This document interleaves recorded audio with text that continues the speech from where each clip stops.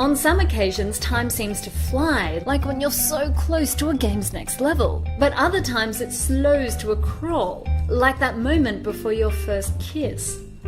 Of course, the rate at which objective physical time passes is always constant for you, unless you're moving at a fraction of the speed of light. But it certainly doesn't feel that way. Think about how long these 5 discs appear for. Were all discs on screen for the same amount of time, or was one there for longer than the others? Research shows that more people think the disc coming towards them stayed there for longer, when in reality all 5 discs appeared for the same duration. In psychology, this is known as the time dilation effect, not to be confused with time dilation in physics.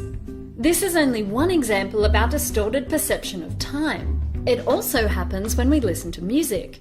In 2004, the Royal Automobile Club Foundation for Motoring deemed Wagner's Ride of the Valkyries the most dangerous piece of music to listen to while driving.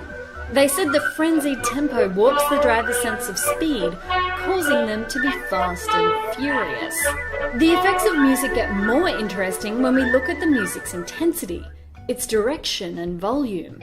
Studies have found that we perceive looming, crescendoing sounds to last longer than receding sounds, the audio analogue of the growing disc.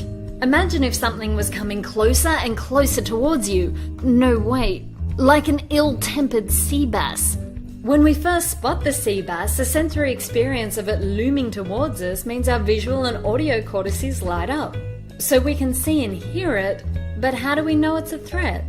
Another brain region that's also really active is your superior temporal sulcus, also known as the STS, that's involved in the perception of biological motion. If you saw a photo of a sea bass, it's how you perceive the bass is swimming and how you know what direction it's moving in. If you sense the bass is looming towards you, that can alter your perception of time. Your STS is just doing its job, telling you to avoid potential threats and collisions, all before your fight or flight response kicks in to help. And if you happen to have a close encounter with an ill-tempered sea bass, whatever you do, don't play a Ride of the Valkyries. If it felt like time flew during this video, research says you're actually more likely to rate it as fun. And speaking of fun, subscribe to Braincraft. I have a new video out every other week.